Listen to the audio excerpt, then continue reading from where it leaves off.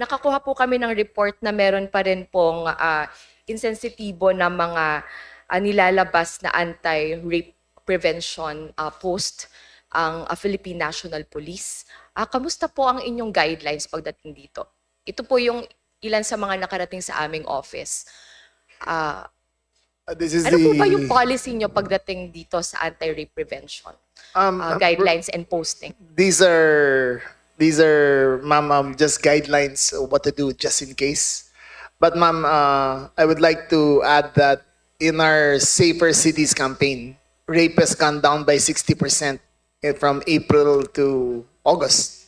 Simply because that we increase enforcement of loitering in the streets, drinking in the streets, shirtless individuals, minors, curfew. Rape has drastically gone down, and I think the statistics will bear it out. Mr. Chair, bakit po ito nire-report sa amin sa Gabriela Women's Party? Kasi po, tulad nitong sumigaw ng saklolo, alam niyo po ba na numero uno hong nangyayari sa mga biktima ng sexual assault at rape ay yung involuntary freeze dahil po sa takot, sa matinding takot. Ayan, kaya po sobrang insensitibo po ng ganitong tipo ng mga post na sinisisi pa no, yung mga aksyon ng biktima.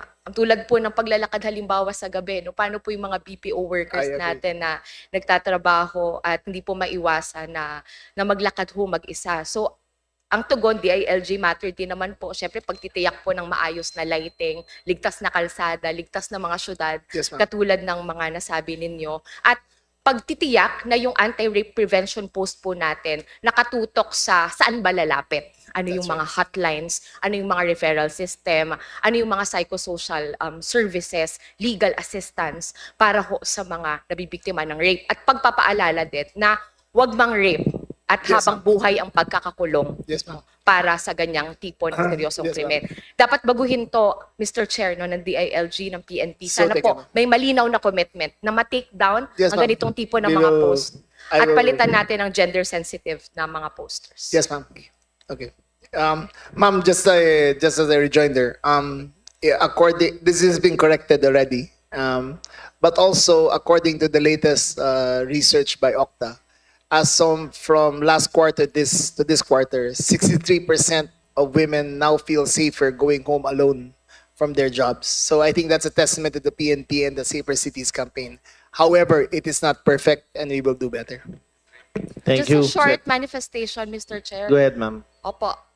May mga documents din po kami na i-request po from DILG, PNP at sa ating mga attached agencies. At PNP rin po ang naglabas ng mahalagang statistics na 1 out of 10 gender-based violence victims ang hindi po nagre-report dahil sa takot. Kaya po dapat manguna rin tayo dun sa paglaban sa victim blaming, shaming at yung stigma na natatanggap po ng mga biktima. Maraming salamat, Mr. Chair, at maraming salamat po sa mga kasagutan. Thank you, ma'am. Sa Philippine Commission on Women, may malaking budget cut na 27 million para sa susunod na taon. Maaari nyo bang maibahagi sa atin kung paano maapektuhan ang inyong napakahalagang mandato at serbisyo pagdating sa napakalaking makakalta sa inyong pondo? PCW? Thank you very much for that question, and magandang umaga po sa ating lahat. The Philippine Commission on Women has asked for 266,360,000, and it was given only 177. Mr. Chair, can we request the PCW chair to move closer to the microphone? Kindly speak closer to the microphone. We can't really hear you, ma'am. Thank you. Opo. Ang maapektuhan Closer, ma'am, please. Pakilapit po sa inyo.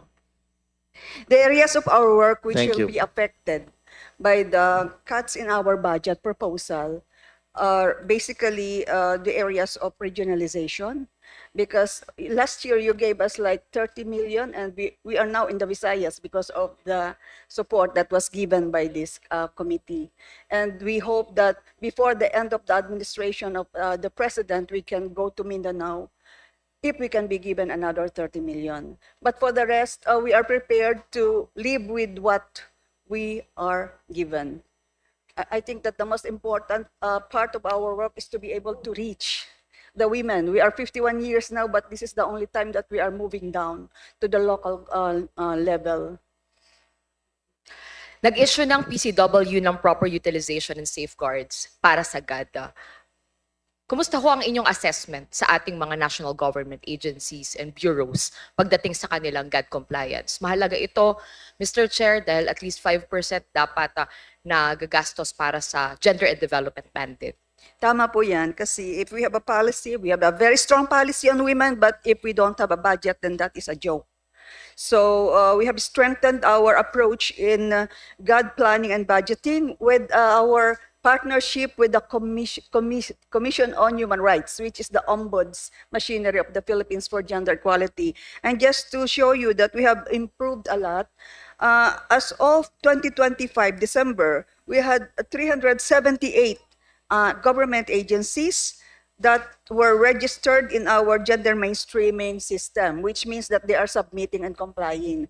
But as of now, July 2026, we have 488, which is about 77.46% compliance in a period of 6 months. Because what we did is we reminded the heads of government agencies about their liability, that they can be charged administratively if they do not comply with the provisions of the Magna Carta of Women. So we're pushing hard to get things done. And we are also focusing on assessment of the performance, because after 1 year, they submit their annual report and we assess the performance. And before, we used to focus on how much was allocated, how much was spent. But this year, we are focusing on what has been the good or the benefits that has reached women as a result of the expenditures on the GAD budget. And we are now in the process of assessment. By September, we will be providing awards to those who are complying well. Mr. Chair, mahalaga ang regionalization at pagtitiyak ng GAD compliance ng ating mga NGAs. Ayan, kaya dapat ma-restore ang budget ng PCW doon sa 2026 level at kung kaya pang ang mataasan para magawa nila ang kanilang napakahalagang mandato. Ngayon, pagdating naman sa ECCDC, ito ay nalipat na mula sa DepEd at tungo sa DILG. Ngunit sa paglipat na ito, nakita rin natin yung napakalaki na budget cut, no, para po sa kanilang pondo para sa 2027. Mababawasan ng 232 million pesos para sa taong 2027. What explains this huge budget cut?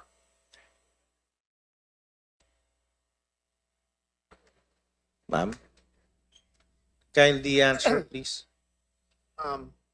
Ma'am, we submitted the budget to the DBM, and we thought was adequate. However, DBM was the one who cut our budget, so that was what was presented. If it can be restored as we asked, then I think we will have a more effective and usable budget, ma'am. Thank you, Mr. Secretary. Mr. Chair, can we hear from the ECCDC, how this huge budget cut will affect their services and their mandate for 2027? Ma'am, kayo ba? Mr. Chair, Your Honor, the conversion of these daycare center into child development center will be affected greatly because we do not have the FALGO. Actually, funding only covers the rehabilitation and repair of the DCC, not including contents as provided in GGAE. Procurement of content for CDC ensures provision of appropriate learning materials, furniture, fixtures, and other essential components for child learning and development.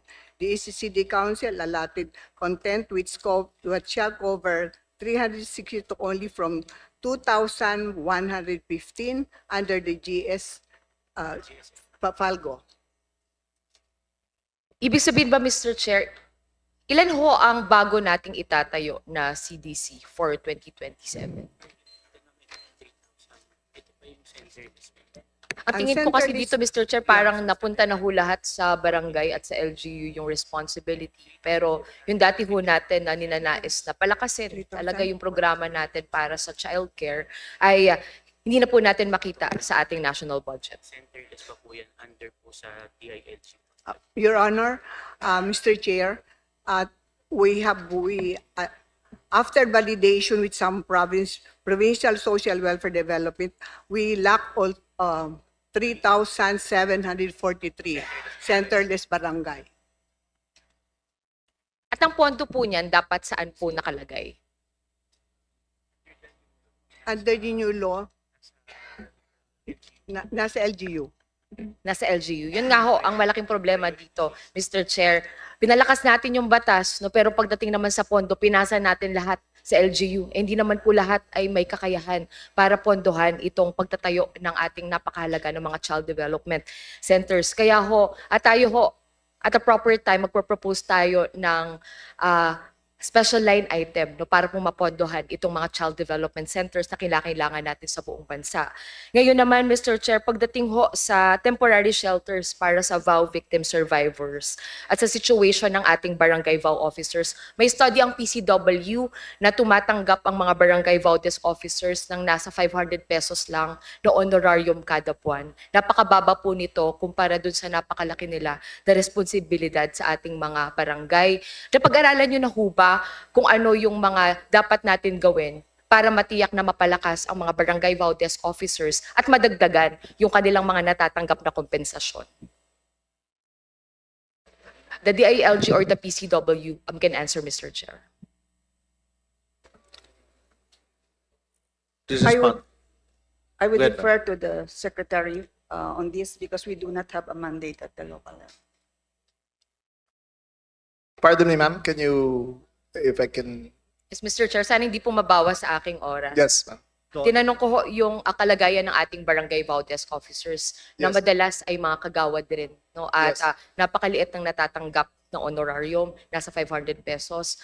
Pinapaaral ho natin no, kung paano ba natin matitiyak na mas mataas yung kanilang compensation, magkaroon ng hazard pay dahil hindi po madali yung kanilang ginagawa. Minsan 25/8 po yan on call. Yung Yes. trabaho ng mga barangay VAU desk officers natin. May programa at mga bagong palisiya ba tayo para ma-improve naman yung kalagayan ng kanilang trabaho? Ma'am, that question is larger than what you have asked. If you look at the barangay, on the barangay level, meron silang lupon ng tagapayapa, meron silang barangay tanod, meron silang barangay health workers, meron silang nutrition scholars, meron silang, marami po yan eh. It adds to something like 50 to 60 per barangay. Now, in the previous Congress, they tried to pass the Magna Carta for barangay health workers. But it was opposed because there would have been a barangay Magna Carta for barangay tanods, barangay Magna Carta for all the others. So that question cannot be easily answered by giving priority to one at the expense of the others. So it is a balancing act that the local government addresses, and to what capacity that they can fulfill the expectations. Okay. Pagdating sa gender sensitivity training, no, hindi lang ho ng mga barangay VAU desk officers, kundi ng lahat ng ating mga barangay workers, ito ho madalas sa LGU pa rin po, no, kinukuha yung ating mga pondo para dito. At tinatawagan natin yung PCW again para matiyak na yung mga kinakailangan na training at yung tulong na rin para sa stress debriefing ng mga officers natin at mga workers natin at the barangay level, na frontliners natin sa ganitong tipo ng mga kaso ay mabibigyan din ng karampatan na suporta. Ngayon, pagdating naman po sa Sexual Assault Investigation Kit, naglabas ng DILG ng memorandum circular tungkol sa pagsusulong ng paggamit ng saikit na locally made para sa ating mga Women and Children Protection Units. May nakalaan ba na pondo para dito ang DILG? That's a local matter, ma'am, that we encourage them to address within their budget. Again, Mr. Chair, wala na naman po no, na pondo para dito. No? Kaya kung hindi man sa DILG, pwede po natin tignan halimbawa sa DOH kung Yes, ma'am. mapasok sa mga WCTU funding nila, no, yung napakahalaga na saikip, yung access sa justice at yung paghabol sa mga perpetrators ng gender-based violence. Mahalaga po yung timely collection ng forensic evidence. Yes, ma'am. Pagdating naman po sa PNP-related na VAUSI, naglabas po kayo ng policy on addressing VAUSI among PNP personnel. Yes. Ngunit nakita ho namin dito sa inyong policy na pinapayagan nyo ho na magkaroon ng pag-uusap, marriage counseling doon sa VAUSI victim at sa kanyang asawa na PNP personnel. Ito pa rin po ba yung policy ngayon ng PNP? Yung between PNP personnel and husband. It is an existing policy, ma'am, that we try to reconcile their differences within the department. But of course, it has its limits. So on how it is resolved eventually is beyond our control. But it has to be a mutual agreement between the two parties that the case in the VAUSI. Mr. Chair, ang violence against women and their children ay isang krimen, no, sa ating mga batas. Hindi po ito simpleng away lang na mag-asawa na pribado, kahit pa po involved ang PNP personnel. I want to give you an example. The provincial director of Batangas was relieved of duty and about to be relieved from service by a simple text message alone to a fellow policewoman. We take it very seriously, ma'am, that if there is harassment among the ranks, that we will file the appropriate charges, whoever they may be. In fact, maybe a member of Congress was also charged by the PNP for violence against women among the security personnel, and the charges have been filed by the DOJ. We do not allow, ma'am. I particularly am very sensitive about this. If there is any complaint against harassment of women personnel in the PNP, I take it very seriously and I prosecute it to the best of my ability. Dapat nyo pong baguhin itong policy na ito kasi sa ilalim po ng anti-VAUSI law, bawal ho ang pag-aareglo. Lalong-lalo na ho dun sa mga kaso po ng physical abuse.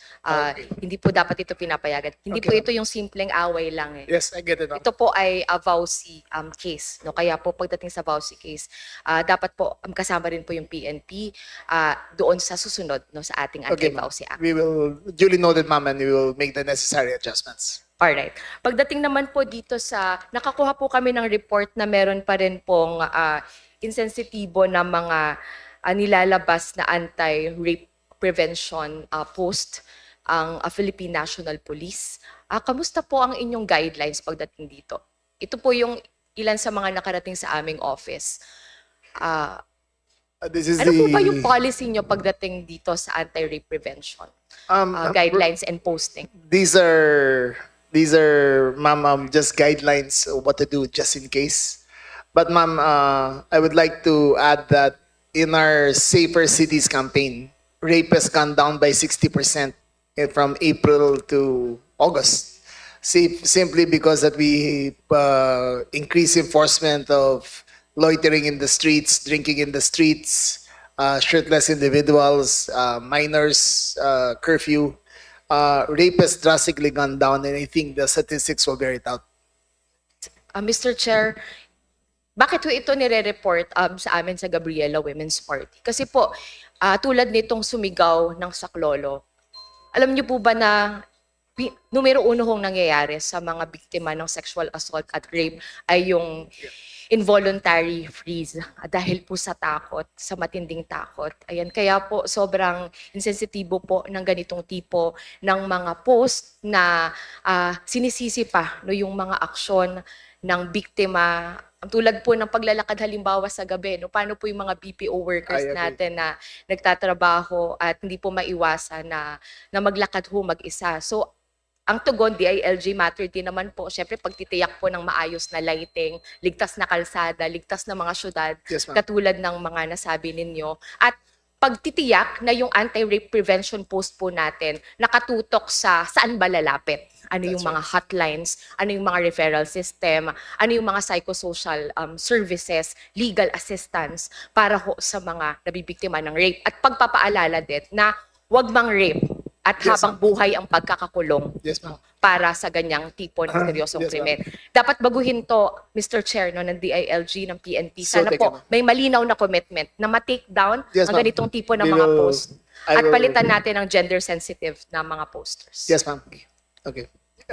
Ma'am, just as a rejoinder, this has been corrected already. But also, according to the latest research by Okta, from last quarter to this quarter, 63% of women now feel safer going home alone from their jobs. So I think that's a testament to the PNP and the Safer Cities campaign. However, it is not perfect and we will do better. Thank Just you. a short manifestation, Mr. Chair. Go ahead, ma'am. Opo. May mga documents din po kami na i-request po from DILG, PNP at sa ating mga attached agencies. At PNP rin po ang naglabas ng mahalagang statistics na 1 out of 10 gender-based violence victims ang hindi po nagre-report dahil sa takot. Kaya po dapat manguna rin tayo dun sa paglaban sa victim blaming, shaming at yung stigma na natatanggap po ng mga biktima. Maraming salamat, Mr. Chair, at maraming salamat po sa mga kasagutan. Thank you, ma'am.